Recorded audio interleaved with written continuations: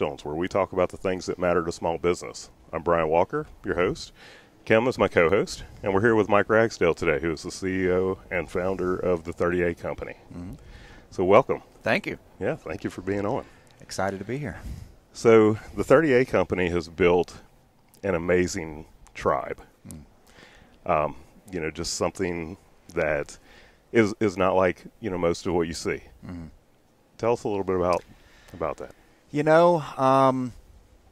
We're very fortunate. I mean, we do have a very loyal and devout following, and I think it's because it comes from a place of passion and a place of authenticity. And I think that despite all of the,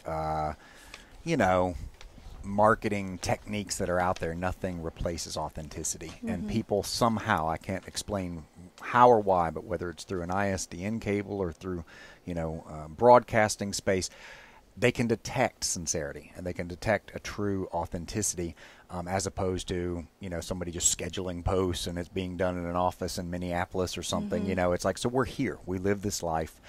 We're out on the beach. We're paddling. We're exploring the local forest. We're patronizing the local businesses. And I think that enthusiasm our team has for this lifestyle ultimately, communicates through the different channels that we offer. Yeah. I think it's that lifestyle that we connect to also, right? I mean, but your story is a little different in that you're not from here. You had a whole different life. I did. I grew up in Cullman, Alabama, which is a small town north of Birmingham, and my parents still live there. I went off to college. I went to both Auburn and Alabama, so I can play either side of that fence. I'm sorry, I can't play the LSU fence, but I got my Corey on our team pulls enough weight for LSU in our office. But that said, lived in Birmingham and eventually ended up in Birmingham and lived a great life, a wonderful life. But there was something since my teenage years where I've felt I was a beach person, right? Like I've just kind of felt that intrinsic link to the coast that so many people, I think, feel. Yeah. And, it was one of those days. We have 4 children, and those one of those days we were sitting around the dinner table, and we were always pontificating about moving abroad. We were always talking about moving somewhere to the beach or whatever. And finally, my second oldest daughter said, "Mom, Dad, stop. We do nothing but talk about this. You've been talking about it for 10 years. Admit it, we're not going anywhere. We're not doing anything. This is our home. Let's just stop." And it was really a glass of water in the face, because it really was kind of a, wow, she's right. We're doing nothing but sitting here looking at real estate listings online, and we're talking about it. And so much to their shock and surprise, 60 days later, we were here. 60 days. We picked up and moved very quickly, and we didn't know anyone here. This wasn't like the first choice. It just kind of happened. We were looking actually at Savannah, Georgia. We were looking at some different places. We wanted to do international, but I couldn't get my head around how to do that with 4 kids at 4 different school steps at that stage. And we were looking, we knew we didn't want to get colder, so we kind of had a latitudinal line. Okay, California can't afford it, social issues. Texas, okay. Louisiana, okay. Alabama, okay. Savannah, it was like, okay, it's got a European feel. Right. It's got a coastal vibe. So we were really looking pretty intently at that. We started looking at schools and real estate, and we were at a transitional point. It happened, that conversation happened to be at a point in time where we were transitioning from one business to an unknown. Mm-hmm. And so it was like, well, if we're going to do it, why don't we do it somewhere we want to be? And about that time, I got a phone call from someone who had one too many properties here, and was like, "Look, I got this great lot on the bay. You should come down. I hear you think about moving. Right. We'll work something out. I think you should come down and check it out."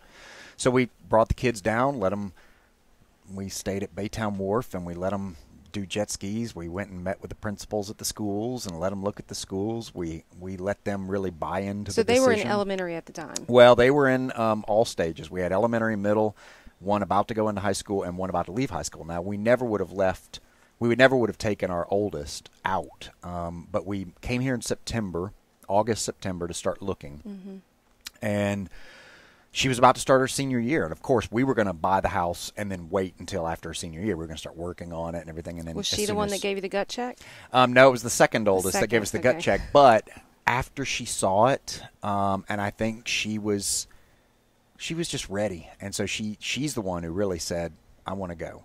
You know, I want to be a part of this. I don't want wherever I come back to not feel like home, right? And I'm just kind of done with this anyway. So we kind of were really reluctant to pull that trigger, but now we did. And now I think unanimously our 4 children would all say is one of the best moves we ever made. And now they think of this as home, you know. So it was 12 years ago, I guess, that happened. And I think unanimously we all feel it was one of the best things we ever did as a family. Right. You know.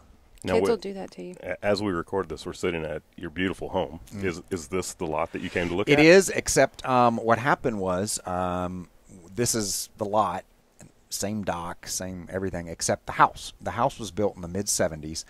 It was a brick ranch, 1-story home, very unremarkable. You know, it was a 4-bedroom home, but not huge, and certainly very typical, very average. I think it was probably a fishing cabin or something at one time, because it was not, you know, I don't think it was ever intended to be a primary residence. I think it had been modified and added on to. Yep. But it was also very low to it was 5 feet above sea level. So we got flooded about 4 years ago. And I'm from Louisiana, you guys can relate to that.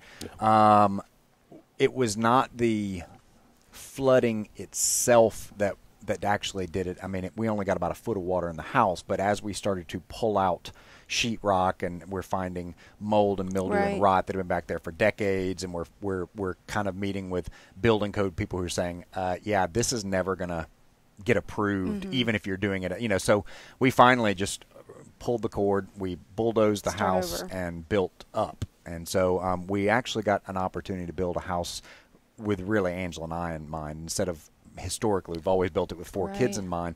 Now we were down to 1 child at home. Now she's even left. So we built this house really with just the idea that it was going to be optimal for both of us, and certainly welcome the kids back when they want to come. But we were not going to build it with the idea that it had to accommodate so many people. So it's a much smaller house, but it's minimalist and very simple, and takes advantage of the same lot that we've had for 12 years. Nice. Yeah. Now, you're an entrepreneur. Yes. Business is hard. Yes. You know, it is tough. Yes. What are some of the challenges that you faced in your businesses before you came here, and then, you know, even now in the 30A company? Well, the first business I had, I graduated with a master's degree in advertising and public relations, and couldn't find a job. You know, it was really the only reason I went and got a master's degree is because I couldn't find a job after undergrad. And then the professors were like, "Why don't you come do some teaching assistance, and we'll help pay for your man?" Okay.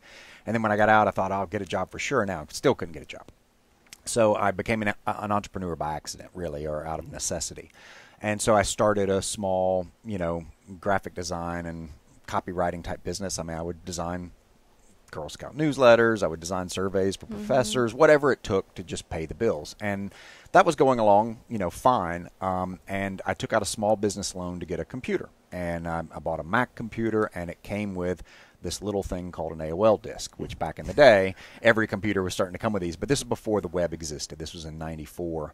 And so this is before Amazon and Google and Yelp and Yahoo and any of that stuff. And before Google, etc. So I became fascinated with this being online. You know, you're paying $3.95 an hour, I think, at the time, you know, so it was a very different world, and it was dial-up, and it was slow, and but it was still fascinating. And I made a pitch to AOL with a business idea, and forgot about it. But I was an entrepreneur at that point. You know, I was just putting out different proposals and presentation, you know, and about 4 months later, I got a call from them, and they were interested in the idea and wanted me to come up and pitch it. And so I went up with a couple of friends, and very long, complicated story, but ultimately AOL gave us money in exchange for equity in this idea to go make it happen. Wow. And so over the next 7 years, I mean, it was not much money, but for college kids who didn't have anything, you know, so we started a business and grew it to about 60 or 70 employees over 7 years, and we became really AOL's most successful content studio. So we developed online branded communities. We had a humor site, we had a video game site, we had a sci-fi fantasy site, so all the geeky, cool Gen X at the time stuff. And that was really our passion. You know, the only reason we started the video game site, because we were up in D.C. at their headquarters one time, and one of the guys says, you know, if you had a video game site, companies would send you games to review, you know, whatever. We're like, really? And that's the reason we launched a video game site, not because we thought it was a great segment to get. And next thing you know, we're getting 5-6 games a day being sent to us, and it sounds real fun to review video games until you have to review the stinkers, you know. And all day, too. And all day, yeah. But you know, really, my friends and I created that business around our passion, right? And so we loved humor, we loved sarcasm, we loved Monty Python. We loved sci-fi. We loved to debate whether the Death Star or the Enterprise would win. We loved to debate all these stupid things, and we loved to play video games. So that business was a culmination, and the success of that business was a culmination of we loved it. And even if we weren't making any money, we were still having a blast every day. So we could work 16-hour days without even blinking because it was what we loved. And without it feeling like work. That's right, because it wasn't. You know, we're playing Mario Kart on a projector on our office wall. Right. And you know, so. Working. Yeah, exactly. So, but that said, that radiated through these channels. And so our fan base, our tribe found us, right? So I didn't realize it at the time, but I was building the blocks for understanding how to build online branded, you know, communities like I have today with 30A. So after that, I got into a succession of businesses I had no business being in. I just was doing it for the money, right? I went and worked for a healthcare IT company. I was senior VP of marketing and communications for about 450 employee company. Then owned a restaurant, failed miserably. Owned fitness clubs, failed miserably. But this is all up in Alabama. All up in Alabama, right. And so I realized I was just demoralized, you know, because I had my huge success, and I tell people it would be kind of, I'm not a big baseball guy, but it'd be kind of like getting to bat and hitting a home run on your first one, you know, and it's kind of like, man, that was easy. I'll just keep doing that. Yeah. You know, but you understand statistically that if you're hitting 300, you know, 3 hits out of 10 is amazing, right? And entrepreneurship's like that. You're going to have some that are going to hit and some that, despite every business plan, every data point that suggests this is going to work, right, ultimately it might just not work. And you have to recognize that as an entrepreneur. It's a roller coaster ride. So I had about 10 years of drought, you know, where I was living off of the success that I had with the initial one, and just failure after failure after failure. It was very demoralizing. And when we moved to the beach, it really was pulling the eject cord. You know, screw it. Let's just go. If we're going to start over, figure out something, let's just go really somewhere. Do it. Let's just go somewhere we want to be, and at least we'll be there. And that's what we did. So the 30A was an accidental, again. It just was a hobby, and it was just something I started doing because I thought I wanted to be a writer. Okay, that's what I thought. I'm going to go to the beach, I'm going to write. I'm going to write books and screenplays. And I thought, well, I need to start blogging just to practice those creative muscles that have been dormant while I've been doing these other business endeavors since the AOL days. And to kind of be able to sit here and enjoy this habitat and write about it, that's what really started to attract this tribe, right? And it happened so slowly and organically. I wasn't doing it full time. I wasn't even making any money on it, but I did it just purely because I loved to do it for the first several years. And then I was doing some consulting on the side, PR consulting for different entities. And at some point, I lost a couple of accounts in rapid fire succession, and the 30A brand had gotten to a point where I'm like, you know. So you had already started calling it 30A at that point, yes, with your blogging. Yes, yeah. Based on the URL, really, because I was looking for a URL to host a blog and about my life and our family's transition to the spot. And I'm a branding guy. I love brands. So I looked at tons of different options. And 30A, you know, it was, people knew kind of what 30A, I mean, like that it was a road, I guess, you know, but it wasn't used to the degree that it is today. I mean, what happened here was there was no strong brand for the region because there's no town. Right? I mean, there's Santa Rosa Beach, but where is that? I mean, it's what this area is called, but where is that? There's no downtown Santa Rosa Beach. So what you actually had was the different communities. You had Seaside, Rosemary, Watercolor, Sandestin, Alice Beach. They were all promoting individual brands and all marketing their brands separately. And there was no, people still called this Destin. You know, they like, we're going to. I think they still do. They still do. Those from that generation, right? Because this was what you called the whole area, even though we're not in the same county as Destin, right? We're in a different county. We're 20 miles away, you know, from what you would consider downtown Destin. So we, kind of with this 30A thing, I was like, I didn't set out to create the brand for the area by any stretch, but it just became what started to happen organically, right? And, because there was a whole new wave of people, we're going to benefit from that for decades. And the reason I say that is because it's for the same reason that people call this area Destin. That's the brand name. You only get one brand name to stick in a brain cell. That's the brand name they were taught this is. Right. Well, now there's a whole wave of millions of people who've been taught this is 30A. Right. And so that gets lodged in there. And even if there is a town of Santa Rosa Beach in a city in 14, 15, 25 years, there's still going to be an entire generation that calls it 30A forever. It doesn't matter what you do. When I was a kid, especially in Louisiana, I don't know if it was like this everywhere else, but someone would ask, "Do you want a Coke?" Right. So, well, sure. What kind do you want? I'll have a Sprite. Exactly. And same thing here with 30A. And that came about because of the blog that you created.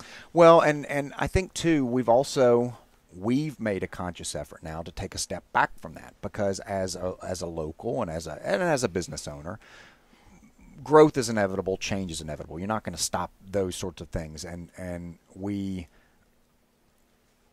have all seen what's happened here over time. And I think we've got two things as a community, really big things going for us that will preserve the integrity of the community. One is that 40% of the land here is protected. So all the state forest, 25,000 acres in this peninsula are protected. And you also have a height restriction of 50 feet. So you can't build over 4 stories tall anymore, except for a couple that have been around forever. And I think that helps preserve this small town America feel that you get here. But we started to want to do our best to kind of protect that. And we looked at what was going on in the marketing landscape. We looked at the Tourism Council, which, of course, their job is to promote tourism. Right. They spend millions of dollars every year. We don't spend any money, in that sense. There's Seaside. There's Rosemary Beach, there's Alice Beach, there's Sandestin, there's Watercolor, there's Water Sound Origins, Carillon, you name it. All these communities are spending money to fill up vacation rentals and restaurants. And then you've got the restaurants and the real estate companies. So everybody's spending that money. So we're like, you don't have to do that. We don't need to pile on and do that. Instead, we made a conscious decision about 4 years ago. Okay, we're going to stop that. Now, we still have advertisers that we support. And if there's a charity event this weekend at Alaqua, we will help promote that, of course, because we want to be good stewards and good community members. But our mission has really become to change into a lifestyle brand that has nothing to do with the destination. So I liken it to Patagonia. Patagonia is a mountain range, but they're not promoting tourism in Argentina by selling Patagonia apparel. They're selling that feeling you get when you are living that sort of lifestyle. And we believe that the 30A brand's secret recipe is it's Mayberry at the beach. It's small town America at the beach. That's what differentiates this from Daytona and Panama City and Cancun. This is not about bungee jumps and go-kart tracks and goofy golf. This is about bike rides and paddles on the lake and sunset bonfires and wine with friends and great farm to table food. So we believe that, if we could capture that and offer it to that person who's in Kentucky or Tennessee or Minneapolis, wherever, who fantasizes about being at the beach, wishes they could do what I've done, wishes they could do what other people here have done, but for whatever reason they either can't, whether it's physically or psychologically or financially. They've got mortgages, or they got kids in schools, or they got parents, in PTA, in tennis, whatever it is. They can't make that jump. We want to be the brand that helps them through those tough times when they're going through those beach withdrawals, when they're going through that feeling of longing and they can't be here. We want to be the beer that they open and drink. We want to be the hat that they turn on. We want to be the radio station that they turn on and listen to. We want to be the shirt they put on because it makes them happier. So I was that guy. I was that guy who worked in that corporate office, and on casual Fridays, I had a Tommy Bahama shirt and I drank Red Stripe beer, and never mind that nobody down here wears Tommy Bahama shirts. It's just once you're here, it's not necessary to have the colors out necessarily. And the same with Red Stripe beer. Never mind that it's brewed in Pennsylvania. People have that brand association that Red Stripe is Jamaica. Well, yeah, they make it in Jamaica, but if you're drinking it here, you're drinking it from Pennsylvania. And we're trying to create what in some ways Jimmy Buffett's created with Margaritaville. I think he would probably admit that he's a good singer, but he's not a great singer. He's not a great musician, but he's a great storyteller. He's an amazing storyteller. Yes. And what he has capitalized on, the reason he's the second or third or first wealthiest musician in the world, is because he's tapped into that fantasy that exists in probably 90 to 95% of Westerners about retiring to a tropical beach somewhere, very simple hammock, flip-flops, a Mai Tai or a margarita, and just relaxing under a palm tree. That's a fantasy, right? We live here, and there is some reality to it, but that's the fantasy. And I think he's built an entire industry around that fantasy. So in some ways, we're trying to capture this particular fantasy. He talks about one particular harbor. This is a one particular harbor that has some really unique things. It has family focus. It has huge potential with ecotourism and protected habitats, unlike any place else. And it has that small town values type aura around it. And I think there is a desperation in our society, people who are trapped in those long commutes, people who are unable to unplug from their technology or from their social media feeds. I think we're trying to be that outlet, that reminder that, hey, there's a little town down on this mythical place down at the beach where it is about bike rides, and it is about paddle boarding, and it is about hanging out in a funky beach bar with your friends. We're that lifeline. So that's really what we're trying to create. You've absolutely been that lifeline for us. At least I can speak for us because, obviously we're business owners too, and we get just overwhelmed with the stress and the work and endless hours and our kid, like your kids, who was like, why do we keep talking about it? What are we doing? And like we were just saying in the truck driving over here, both of us will just open up the 30A live feed in the office. It wasn't too long ago I surprised him because he at breakfast was like, man, I just need to get to the beach. And so I went to Home Depot and picked up a palm tree and some tiki torches, a bucket of sand. A bucket of sand. Put it under my desk. It's still there right now. You want sand between your toes? Here you there go. You go. That Have is you brilliant. watered that plant? No, I haven't. I think he wants it to die, so he has to come back here. I got you. But we get that. At the same time, when we're having those days, I know that for me personally, I will go to Facebook and pull up 38, and I'll look at the latest live stream that y'all have posted of a sunrise or a sunset. And it's amazing to me that you could probably post a sunset every day. And you'll get 1,000 views. It's funny. We can sit there and we can put all sorts of production into an interview or an edited video with scenes from there. But sometimes nothing. I mean, you just can't beat the sunset or the dolphins coming by my house or whatever it is. It's like that stuff is.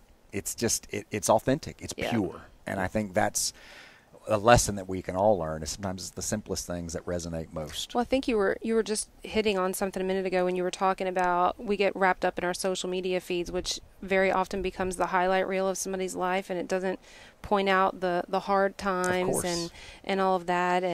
And we were talking about the dolphins. We were paddleboarding here, maybe in September or something. Was it?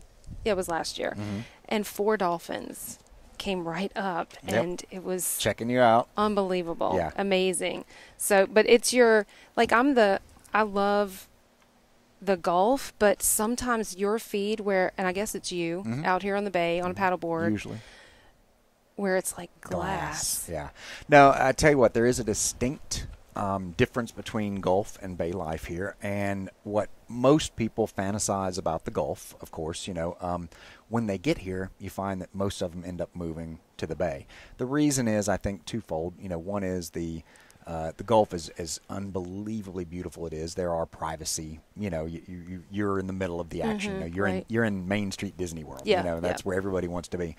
Here on the bay, it's quieter. It's more private. It is. We'll have dolphins come up 10 feet of the shore. Probably several times today. Maybe while we're on camera, but that would be asking a little much. But that said, you have access to all that, but you can also pull back from it. Which is, we live in at the end of the day, it's a tourist town. Well, and you're what, 15 minutes, 10 minutes? Oh, from the beach? Yeah. Now the road, you probably didn't come in this way, but it's 5 minutes, down the road. So Gulf Place is our nearest beach access, Shunk Gully and those places down there. And, so it's a 5 minute, we could, if there was a bike path between here and there, that'd be the preferred choice. But we're still waiting on that. But that said, the bay, there is something about having the best of both worlds here, because you really can. And, we're 25 minutes away this way by water to the Gulf, to get to Crab Island and Destin and go through the pass. We're maybe 50 minutes this way to go up the Intercoastal Canal to Panama City and out. So, and then you've also got Choctawhatchee River right here, which is like going into Costa Rica. So you really do have a lot. It is, everything's right here. So no, we love it. And I think that you'll find more and more development, for better and for worse, but you'll find more and more coming to this part. Now, as you've moved over here, like when I think about one day we will move here, and when I think about that, it just drives me to do that. But you've been here 12 years now. Yep. Does there ever come a time where you get used to it, where you just kind of take it for granted, or do you still wake up every day and realize I'm living in my own paradise? It's a little bit of both. You're very cognizant of being fortunate and blessed, to live here, and that, there are days where when we come back from vacation, I just came back from vacation, when I lived in Birmingham, when we would leave vacation, we would be almost in tears, like summer camp is over and it's like, I don't want to go, I've got friends here. I don't want to go back to that. Now we never have that really, because we're going back to vacation, right? So there is always this sense of we live where most people fantasize. Right. They're scrimping and saving their vacation days and their dollars to come here. How fortunate are we to have this year round?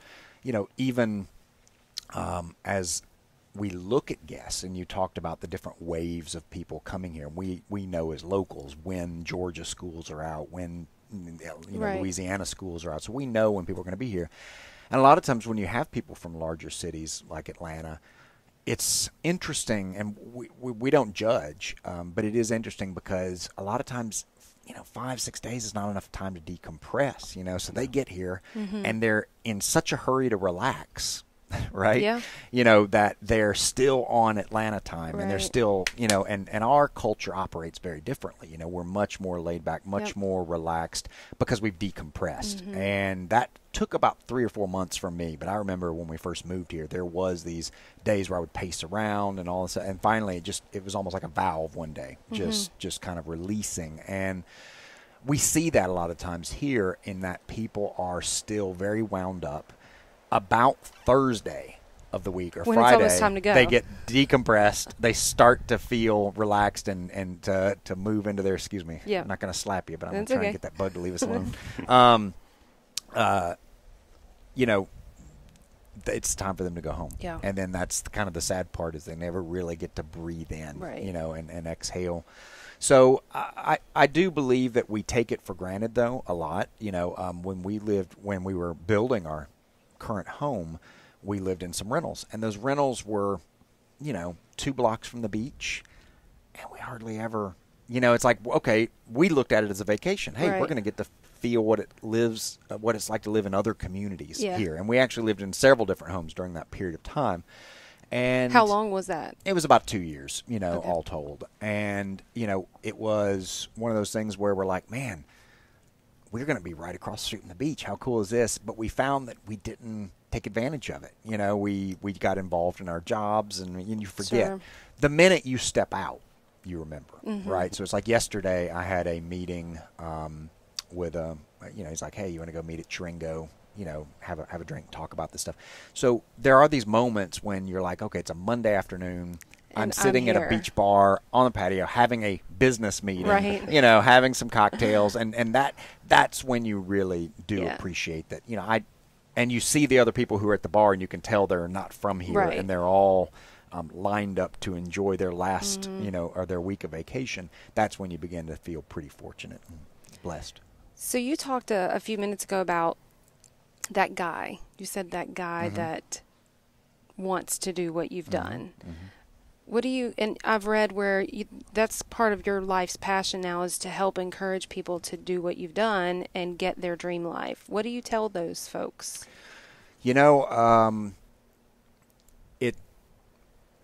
There's something, a strategy I have called climbing the ladder, but to step back from that, it really is just, to sound like a Nike ad, it's just do it. And it sounds so easy to say that and so monumental to achieve it. It's really so much easier than you think.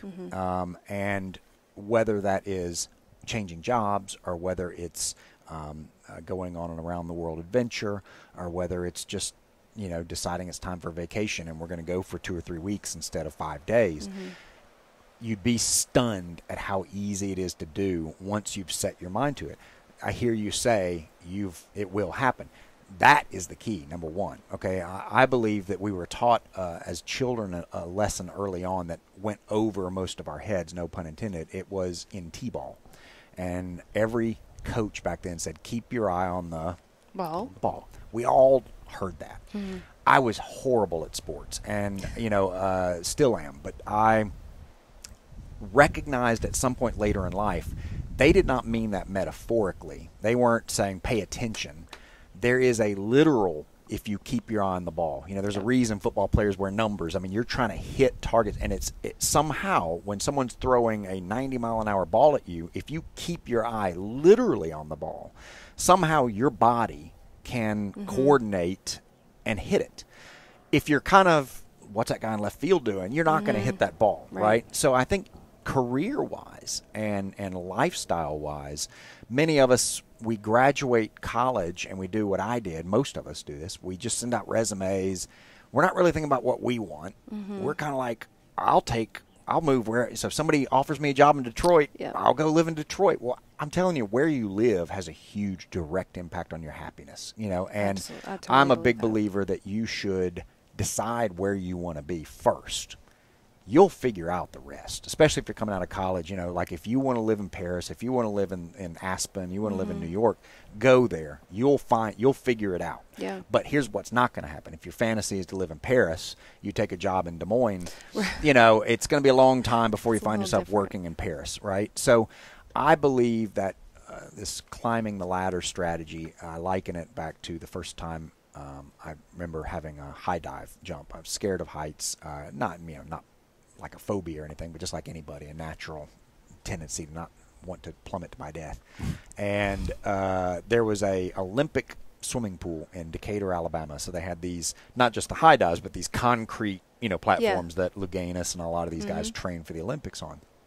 So you would climb up these stairs to these concrete platforms, and pretty much if you didn't jump, you were jeered. I mean, you're up there in front of everybody. Right. So you climb up the ladder. There's a lifeguard standing up there. This is it looks insane. Now, this is even off the lowest of the 3 concrete platforms. I never even considered going much higher than that.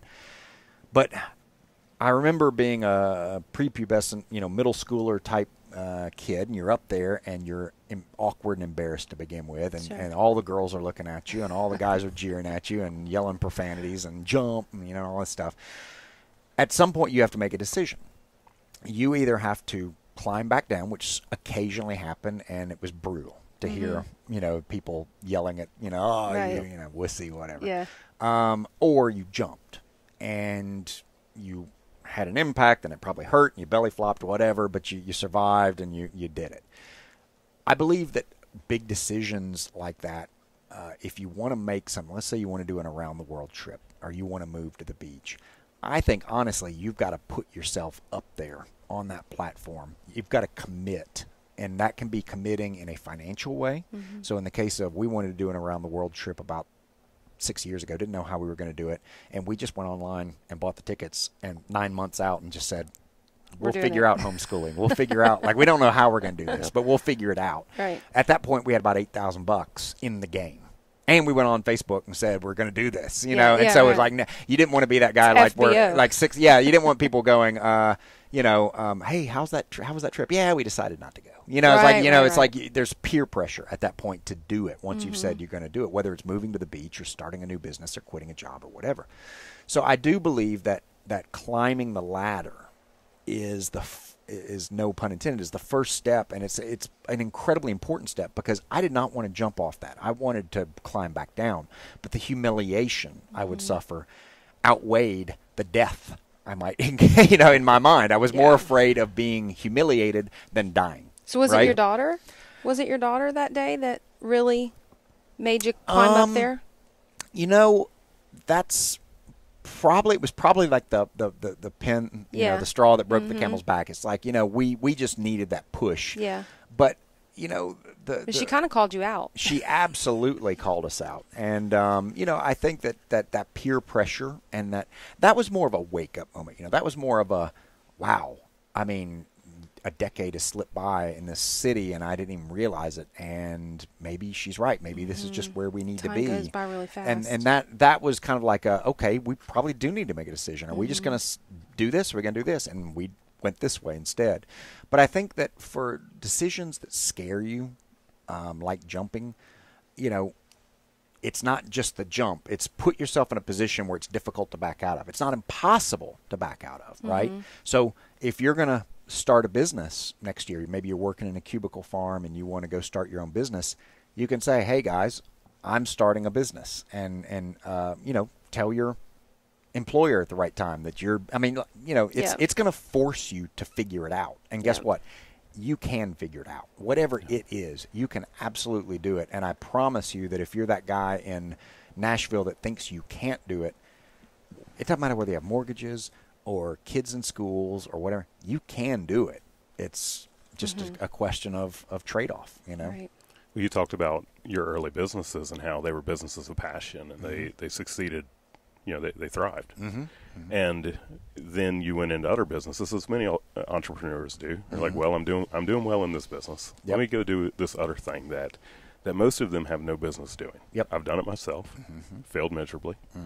And it seems to be those businesses that where you have the passion, where they thrive, and it's got to be the same thing. I've got a quote written down here, by Seth Godin, who famously said, instead of wondering when your next vacation is, maybe you should set up a life you don't need to escape from. Absolutely. And you talked about that person that if they get offered the job in Detroit, they'll go to Detroit, or and how much the location really does mean. What is it like to own a business where you are in that place that there's nowhere that you would rather be? Well, it's amazing, and it is one of those things that it was, though, calculated in some ways. So you mentioned Seth. Another book that was absolutely pivotal for me was Tim Ferriss's 4-Hour Work Week, which I know probably a lot of your listeners have read. If not, you need to. It really was and is the blueprint for the 30A business. So for the first 8 years, I didn't have any employees, no office, no business. Still don't have business cards. It's like it was all virtual. The only reason I could go around the world is because everything was from my laptop. Absolutely everything. And there were no employees on retainer. There was I had freelancers, who did various tasks, but I architected the business that way from day one. I remember one of the things in the book was you need to decide if you had $1 billion in your bank account, cleared, it's done. What would you do on a daily basis? Like, what would you like? And at first, yes, you're going to go to Ibiza and do the glow sticks thing, and you're going to fly around. But really, after a while, on a daily basis, what would your life look like if money were no object? And what that does is it sounds like it's an easy, I can rattle off a bunch of things, but it really is hard when you sit down and say, okay, what would I do? Because I don't play golf, but, I've talked to guys who have more money than they know what to do with, and it's like they play golf for a few years, and then it's like, but then they get tired of that, and they all end up back in business because they don't need any more money, but they're all looking for something mentally challenging, right? So, and it's what they know. It's what they know, and it's what they love to do, right? So in my case, I wrote down a list of things that if money was no object, and this is before the 30A business existed, and actually it was in the process of when we were getting ready to move, but it wasn't quite there yet.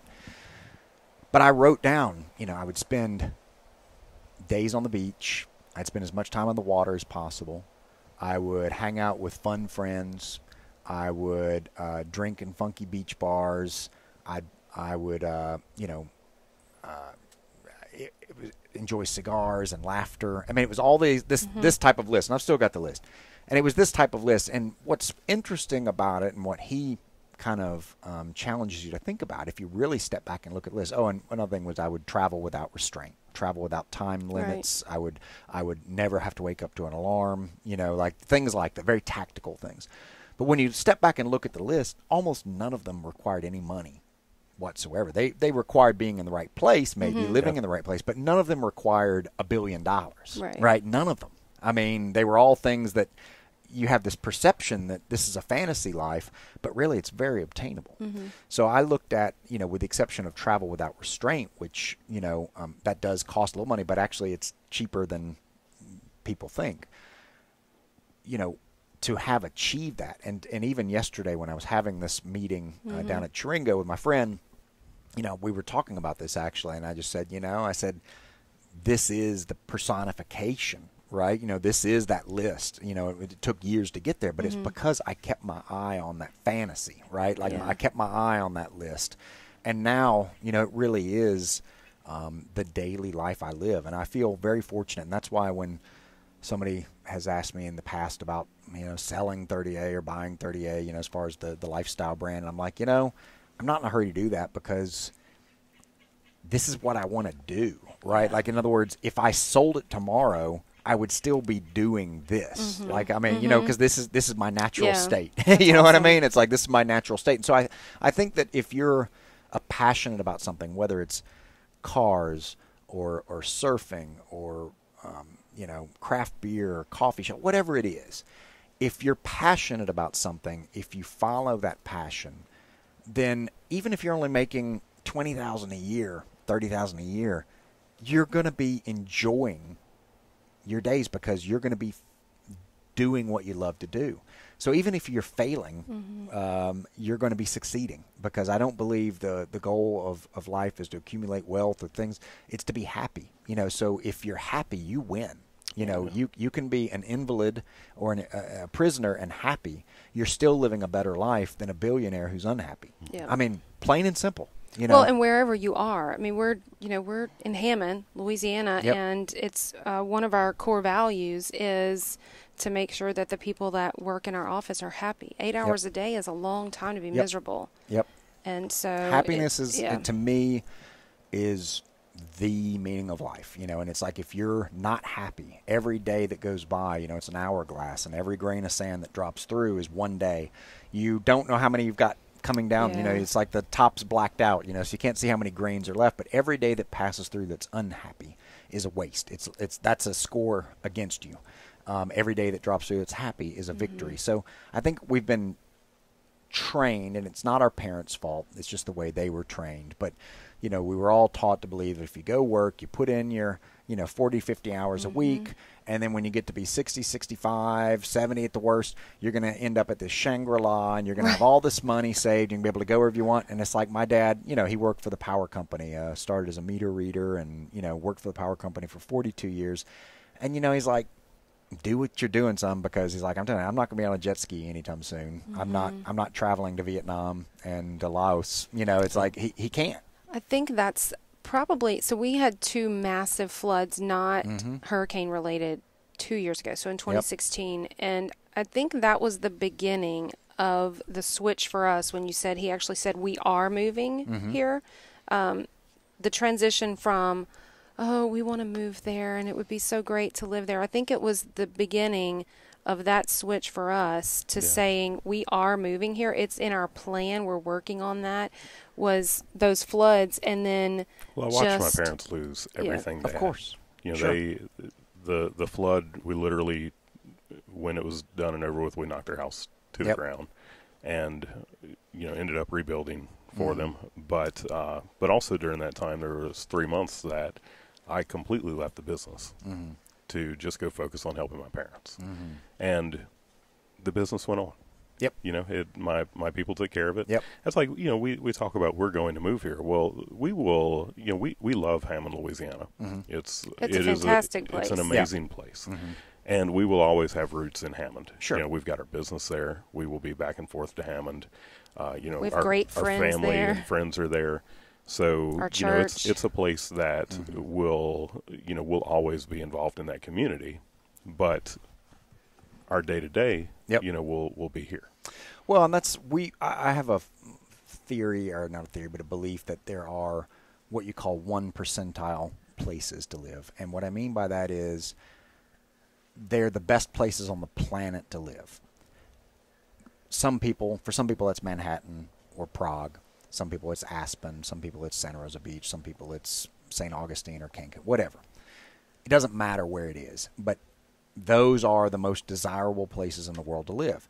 If you live at the beach, you're going to wish you had snow-capped mountains at some point. If you live in the mountains, you're going to wish you had the beach, or you wish you had the restaurants of Manhattan. You always want what you don't have. So you have to recognize that, okay, pick a 1 percentile place to call home. Unapologetically pick it, because there's no right or wrong, right? It could be Vienna, or it could be, Franklin, Tennessee, whatever it is, wherever your dream spot is. Pick that place and unapologetically just plant your flag. This is home. Yep. And then visit the other 1 percentile places, right? So I think there's a lost efficiency because people end up getting the grass is always greener type syndrome. They live here at the beach for a few years and they go, man, I really miss the mountains and I wish we could snow ski all the time. We don't even have that here. Or they go there. Then they're like, man, I can't believe we left the beach. Man, that was key. Grass we were is paddleboarding. Yeah. So you have to recognize that's true and that no one place has everything. Yep. And you have to pick the one that kind of speaks to you, but also there may be others that speak to you. But just pick one, call it home. So like what we do is this is our home. This is it. We're here. This physically, we're not moving from anywhere, but we're going to travel a lot, and we love to travel. So we'll go. January and February are not our favorite months here, so we take off those 2 months, moving forward, and that's when we're going to go visit these other extraordinary places. So I think that too many people try to own rental homes all the place, and you can only be in one place at a time, So pick a place and focus on it, and then visit the others. So with the company, everything's, the life, everything sounds wonderful and amazing. Is there anything about the process of the quick process of moving here and then of starting 30A, the brand, anything that you would tweak or change or do differently in hindsight? That's a great question. It all happens organically, and it's very difficult to take one thing out. Yes, I would have picked this, strategic alliance instead of this one, or I would have invested in this earlier, or I would not have wasted so much time on this endeavor that ended up not producing anything. But that's, to me, that's just the practical ebb and flow of figuring out what works. I don't think you can say, any more than you can go back and change something you did in high school or whatever. It's just part of what got you here. So everything has been an organic evolution. And I think if you extracted some of that stuff, you would lose whatever makes it what it is today. Yeah, it's good. So I think that, I held out as long as I could to not grow it into an entity, right? And now that I've done that, it's been it's been 3 years. And so we hired our first employee, kind of about 3 years ago. And Now we have just an amazing team to see that come to life, and now know, to your point, I can go travel. And there are still things being accomplished. Mm-hmm. I work from home, so I can be doing something like this and know that meanwhile in the office, the team is still cranking on all these things, many endeavors I don't even know about. Right. And it's like, sometimes you tell me about products. I'm like, oh yeah, this is great. I can't wait to see that, and like, we have a new Malbec wine that came out. We've got 4 wines and, and I didn't even know it was out. And I was like, man, I got to go by the store and get a bottle, because I'd like to, I'd tried it in the sampling days, but I haven't seen the actual product.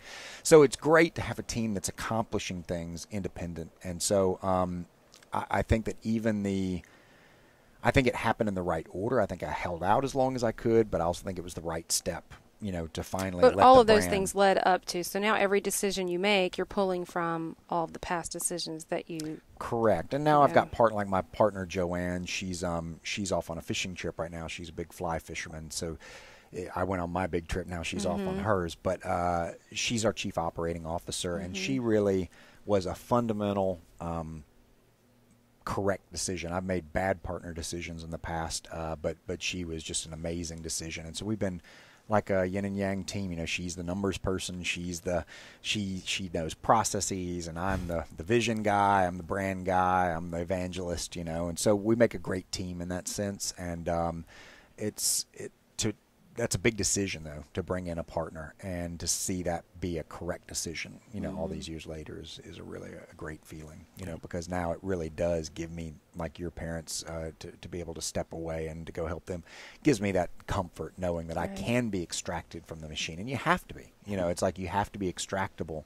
Otherwise, the company doesn't have as much value, Now, the 30A company, it's much more than a business. It's, we see where you partner with your community. Give back. You got 1.5 million of these little blue stickers out there that when someone purchases those, that benefits like a shelter, animal refuge. Yep. And actually, Aliqua is right over there. And Lori Hood started that organization years ago. Really, almost just kind of trying to help out, because there wasn't a no-kill shelter here, and so now she's got several hundred animals at any given time. Everything from emus to peacocks to chickens to rabbits to exotic birds to dogs. And actually, in 2 weeks, I want to say April 12th, I'm just shooting from the hip, but there's a new series coming out specifically about her on National Geographic. So the series debuts in 2 weeks. Is that... It's the same name of the dog park that we just went to. That's Are they affiliated? Okay. That's one of their... Somebody probably donated that land, and they turned it into a dog park, but so there's a show, it's coming out, and I can't remember the name of it, I'm embarrassed, but that said, it'll be debuting on National Geographic Channel, and it's starring her. So every week they follow her and deputies on cases where they're going into abused animal situations, and they're taking the animals out and then healing them back, bringing them back to health, and then finding a home for them. So every episode will be something like that. And so Lori's a great person, and we've raised I want to say about $250,000, for that charity through our 30 sticker program, which is 100% donation driven. When did it become? Has it always been Aliqua? As far as the recipient of the donations for the stickers, yes. Okay. But we've got other partnerships. We have a charity called the Sonder Project, which we've partnered with YOLO Board and a company called 360 Blue here, a vacation rental company, and combined, we've pooled our resources to create the Sonder Project, which is really focused on helping to eliminate and fight extreme hunger and poverty domestically and abroad. But specifically, we've been doing some building some schools and wells and stuff in Burkina Faso, which is in Africa, and we're trying to take $1 and make it go as far as it possibly can. It's like improving standards here is very different from improving. It can go a lot farther and have a much bigger reach. So we do locally. We do internationally. We do domestically. Our dumpster diver T-shirts, all of these T-shirts are made from recycled plastic bottles. So this shirt is made from about 8 16-ounce plastic bottles that we reclaim from landfills in the Southeast. We just sold our 125,000th shirt, which means we've recycled about 1 million plastic bottles as of 2 weeks ago. So cool. So, when you think of trying to. You said 8 bottles in that one, so some people may think, well, it's just 8 bottles. But then your shirt's 8 bottles, mine's 8 bottles, his. Yep. And then you sell 125. And we're in 160 stores nationwide, that sell this gear. And so it's not, again, not about promoting, hey, here, come to the Panhandle and enjoy our beaches. There are stores in Oregon, Washington State, New Hampshire, Texas, Michigan that carry this, that could care less that 30A is a destination.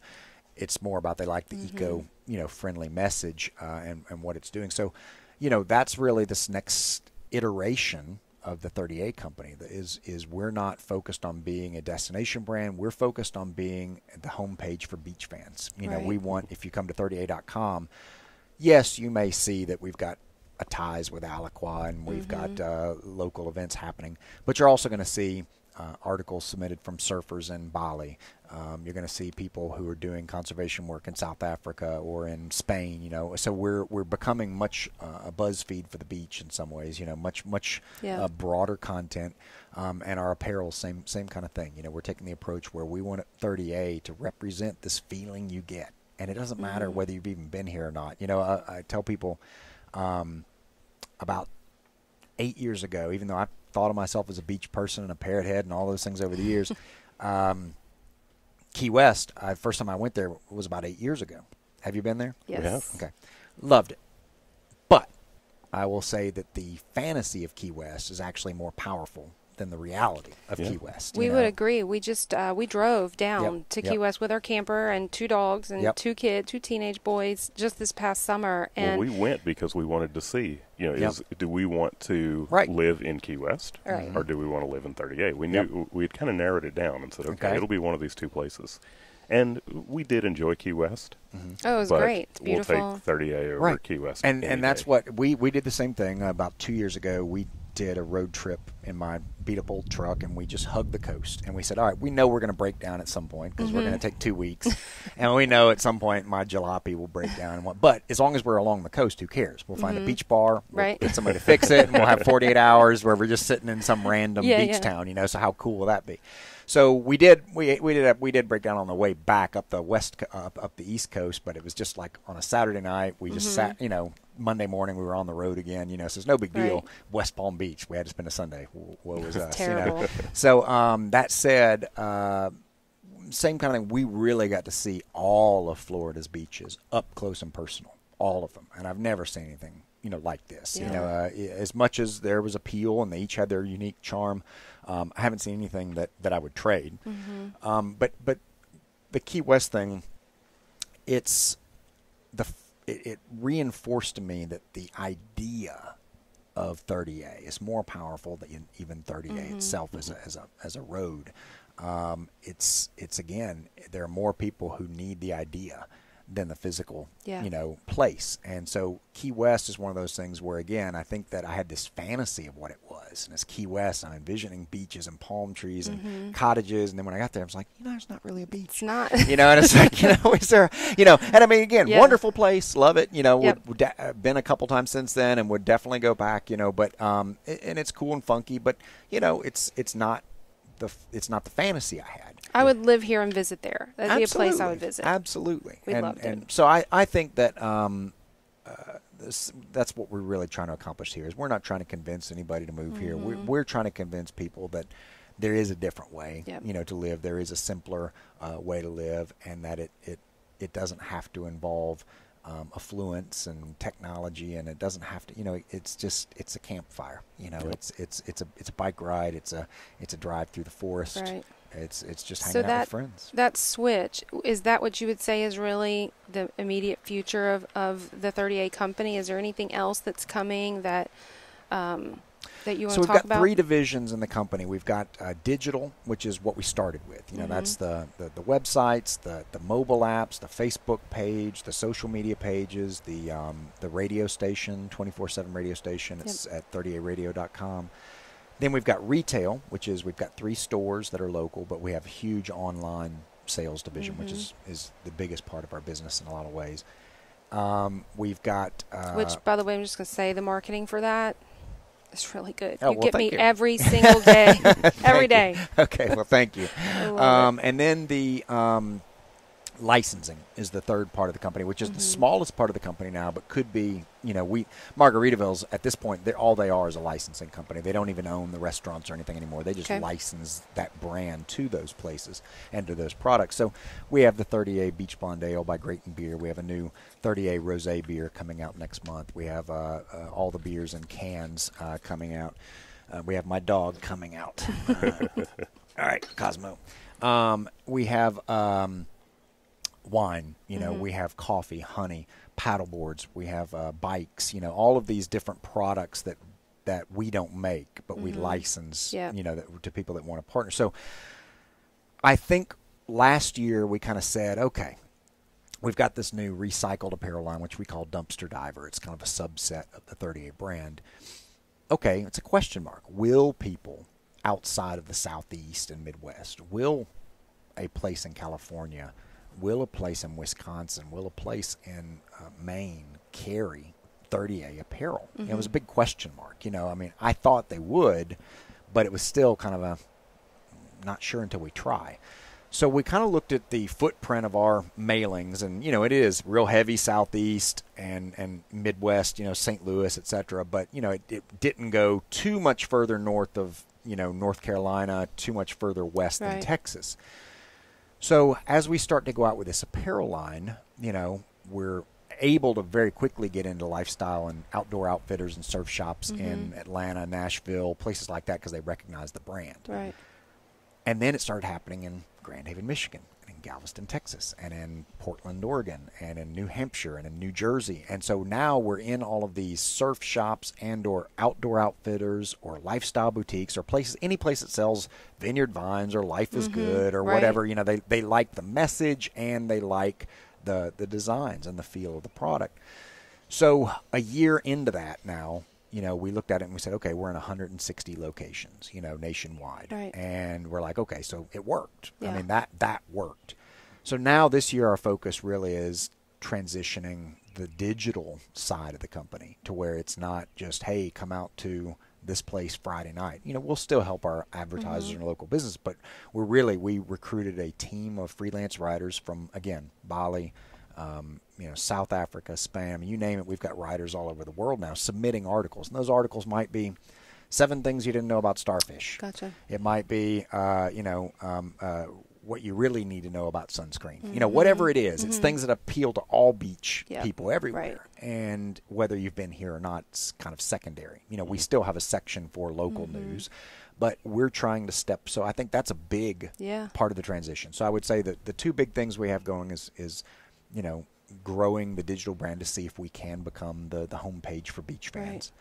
And also expanding the licensing, partnering with companies that make exceptional products.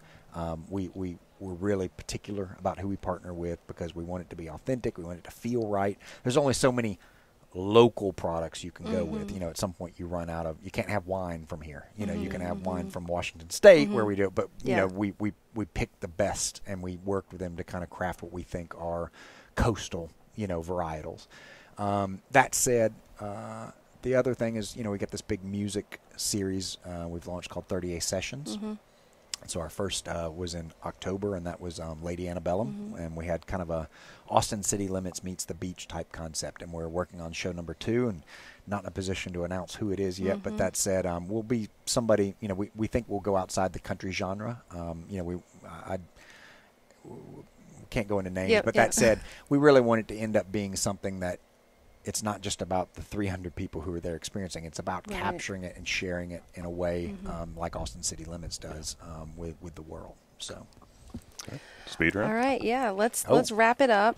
We're just gonna toss out something to you, and just the first thing that comes to your mind. Okay. And if you have any others to throw in there, but so let's start off with your best 30A memory. Wow.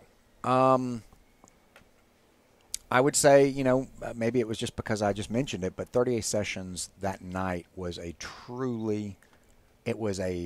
pinch me, is this really happening? Okay. We had been working on it, talking about it for years, and had pulled it together, and it's like, this performance is happening, and the band sounds amazing, and the people are just loving it, and it's magical, and everybody is like looking at each other like, is this happening? Everybody on our team is like, is that Lady Antebellum? And are we playing to 300 people? And are those 7 different videographers moving around on, professional grade equipment? Is this on Facebook live streaming right now? And so that was an extremely surreal moment where it was like, wow, this went from an imaginary nothing to now we're really sitting here, and this is just the beginning of something pretty extraordinary. So I would say that was certainly a very vivid highlight. Cool. Congrats. Thank you. All right. Favorite, so you already told us your least favorite time of the year at the beach. What is your favorite time of the year at the beach? If you ask most locals, they will tell you that April and October are the 2 best months. October has always been the local secret, and it's because these 2 months have the mildest weather. They typically have some of the least visitation, because people are in school. October is generally favored a little bit over April because the Gulf has had time to warm up. And therefore, it's like bath water. It's still a little chilly right now because you haven't had that intense summer sun on the water. That answers your question. Yeah, but it's warmer. It's still warm, in my personal favorite, though, and most people would look at me like I'm crazy, but I love the summer months. I love being on the water. This is why I moved here. I want to be on a boat. I want to be out on the beach sweating my behind off, and I want to be feeling the energy of people who are coming here, so a lot of people look at me and are like, they don't get that because a lot of people leave during the summer. I'm one of those guys it's still magical to me. All right, cool. I think that would be me too, but he would be October. Gulf or Bay? Bay. You kind of already answered that. I mean, it's I wouldn't turn down a free place on the Gulf, kind of thing. But that said, it's just, this is, for me, you talk back about that list, and not just the list I made, but you talk back to high school, and I know this is supposed to be a speed round, so I'm failing miserably at speed. But that said, I remember basically saying, if you could have your fantasy life, what would it be? And it was just a small house down by the water, by the beach somewhere. That's it. That's all I need to be happy. And now that I've got it, it's kind of like I can't ever complain. I still do, but I have to remind myself it's not fair to complain because I've gotten what I wanted. You may have answered this too. Favorite 30A beach? No, I haven't. They're all so cool. I would say that the one we tend to go to most is Grayton Beach, because it's, I would say if Seaside is the heart of the area, then Grayton's the soul, of the area. So, like you, right? I know it's supposed to be speed round, but I have to ask a question that he's probably going to ask too. And our son's been trying to find it from the local teens, and everybody gives him a different answer. So ours is Grayton Beach. Also, that outflow is amazing. When is it open? When, is that just totally unpredictable? What happens is that outflow right there is connected to Western Lake, which of course you cross as you're going to watercolor. So that's one of the largest coastal dune lakes, and we have, I think, 16 coastal dune lakes here. So what happens is, as the lake fills up, so after a week of rain, the water pressure becomes strong enough that it bursts through the sand dunes. So during that time, which could last a day, it could last a month, the water equalizes. So the lake drains, and then the dunes are repaired by the Gulf. So at some point, the Gulf starts to, after the pressure's equalized, the Gulf starts to rebuild those dunes. So there's this exchange of sea life and seawater, going into the lakes and vice versa. Anything can swim in, anything can swim out. There's been, sharks in the lakes. There's been alligators in the Gulf, and that happens at unpredictable intervals, but usually after strong rains. And it's really cool because it breaks differently every time. So it might break this way, it might break that way. It might be open for 3 days. It might be open for a month. Last year was amazing. Yeah, it was like the lake water turned that clear. Like the Gulf. Well, that's when the Gulf is filling it back up, and so most people do ask about the color of the water. It's just tannins. It's not dirty water at all. It's the color of pine straw that falls from the trees and leaves that fall from the trees into the lake, and it steeps it like a tea. Yeah. And so then, there are a lot of people who, out of, ignorance, and I don't mean that in an insulting way, it's just like when they come out, they see brown water in the Gulf. They're like, what is this? Oh, it's, it's runoff from development. No, it's just the dune lakes, and what they do is they burst out. And if you look at an aerial, it's very segmented. I mean, you got this tropical green turquoise water, and then you've got this, flow from the lakes. And then as the lakes seal back up, the Gulf water goes back into it and ends up being just this perfect We paddleboard from the state park over to the outflow, and it's pretty cool. Oops. Okay, so we were worried about whether you could even answer this question because of your connections to local businesses and stuff like that. So, best key lime pie? I'm sure, I love key lime pie, but I can't tell you offhand. I'm trying to think of a place that even, I know they serve it. I just can't think of, it's probably be Stinky's or the Bay or Great Southern, but I'm trying to, as soon as I say that, somebody's going to say Stinky's doesn't have key lime pie or whatever. So that's why we were like, can we even ask him that? That's pretty specific, but I do love key lime pie, and I just can't think offhand of who makes the best. But I tell you what, you can't go wrong with Chanticleer. I will say that Chanticleer is a bakery and restaurant, and they've always, if they've got key lime pie, I guarantee it's right up there. We're a little partial, but maybe it's because we haven't tried enough to the Red Bar's key lime pie. Oh yeah, you can't go wrong with Red Bar. Yep. All right. Wrapping it up, we're getting there. You just said this with your best 30A memory. I'm assuming best 30A event? Yeah, that I would actually say digital graffiti. See, that's what I was talking about. Yeah, digital graffiti. It's coming up, right? It is coming up. It's actually an event I started about 10 years ago, 11 years ago now, and I was doing consulting work, public relations, when I first moved here for Alice Beach. And they were looking for an event that would showcase the unique qualities of Alice Beach, but without being another jazz festival or another wine fest, kind of thing. So as I was sitting around looking at this, beautiful, beautiful town, I was brought back to my days at AOL when we would put Mario Kart on this huge wall in our office, and we hooked up a projector, and we would sit there and play, every day at quitting time, we would sit there on the couch and have tournaments. So as I sat there, I started looking at these rooftops and white walls, and I just said, this is huge projection space. And so Alice Stevens, who was the granddaughter of Alice, who it's named after, was the style director at the time, and Kelly Seiler, who was the events director, we just begged and borrowed and stole projectors from schools and libraries and business, anybody who would loan us a projector. Old school projectors. Yeah, old school projectors. And we went out and did some tests, and it was like, holy cow, this looks amazing.